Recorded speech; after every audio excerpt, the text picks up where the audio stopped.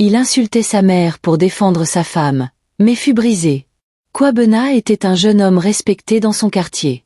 Travailleur, bien habillé, toujours avec un mot doux pour sa femme, Elena.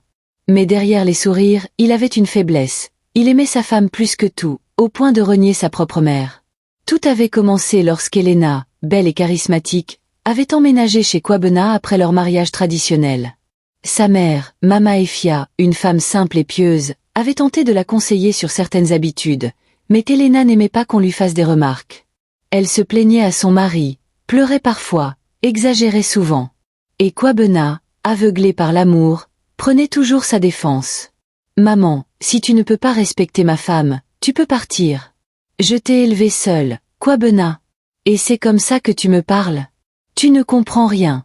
C'est ma maison maintenant. » Les mots devenaient plus durs, les insultes plus fréquentes. Un jour, dans un excès de colère, il a même giflé sa mère. Ce jour-là, elle est partie, le cœur en miettes, les yeux remplis de larmes. Pendant 2 ans, Kwabena vécut dans une illusion. Sa femme menait une belle vie, sortait souvent, et avait toujours des excuses quand elle rentrait tard. Il ne voyait rien, ne voulait rien voir. Jusqu'à ce fameux jour. Un ami d'enfance, nerveux et tremblant, lui tendit un téléphone. Sur l'écran, des vidéos, des messages. Elena le trompait. Et pas avec n'importe qui, son meilleur ami, Malik, celui qu'il appelait frère. Le monde de Kwabena s'écroula. Il rentra chez lui en courant, les yeux rouges de rage, le cœur en feu. Il cria, pleura, détruisit tout sur son passage. Elena partit sans se retourner. Alors, brisé, le cœur en lambeaux, il pensa à la seule personne qui aurait pu l'aimer même dans sa chute, sa mère. Il prit son téléphone. Appela. Pas de réponse. Il se rendit à son ancien quartier, là où elle vivait depuis qu'il l'avait chassée.